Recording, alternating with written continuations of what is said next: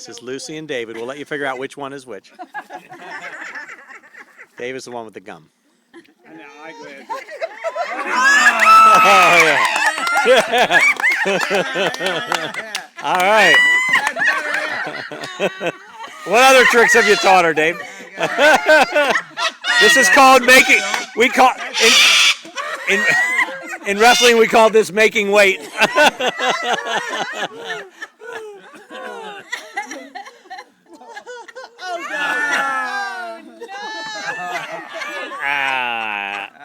I've seen everything. Oh, I'm gonna throw up. I'm really gonna throw up. I love it, David. Oh, Dave. David, that's a nice shirt. That was a nice That stain is going to make this shirt. That's like a piece of art. Piece of art. What you got? I'm trying to teach her how to blow bubbles. Yeah, well, right now you should teach her how to take a shit. That already accomplished. Already accomplished. And don't forget, David does not like the egg white. So that's Well, I think we're doing our laundry tonight.